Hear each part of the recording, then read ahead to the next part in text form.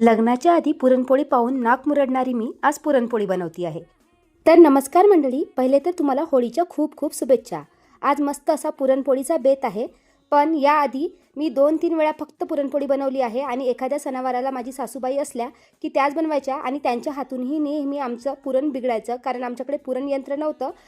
त्यामुळे पुरणपोळीचा बेत असला की चिडचिड व्हायची आणि मग यावेळेस काय केलं की 2-3 यूट्यूबचे व्यवस्थित व्हिडिओज बघितले आणि त्या व्हिडिओजमध्ये सांगितलं होतं की डाळ शिजवल्यानंतर जेव्हा ती आपण बारीक करतो ना, त्याआधी साखर किंवा गूळ घालायचं नाही। तर आमच्याकडे साखरेची पुरणपोळी बनवली जाते आणि तीही अगदी खायला टेस्टी असते। तर यावेळेस पुरणयंत्र नसतानाही मी अशा प्रकारे चाळणीमध्ये पुरण अगदी बारीक करून घेतलं आणि त्यानंतर साखर, इलायची पूड वगैरे घालून मस्त असं भाजून घेतलं।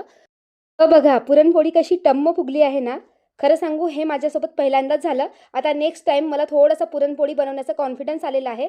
पहिली अशी ही रेसिपी आहे जी मी लग्नाच्या आधी कधीच बनवण्याचा ट्राय केलं नाही, पण आता थोडी फार आवडते, खूप जास्त तरी नाही। या व्यतिरिक्त आज स्वयंपाकात आहे आलू मटरची भाजी, भजे, त्याचबरोबर कढी, भात आणि मस्त अशी पुरणपोळी। तुमच्याकडे होळीला काय बनवलं जातं मला कमेंट करून नक्की सांगा। चला तर इथेच एंड करते, भेटूया नेक्स्ट ब्लॉगमध्ये। Bye bye.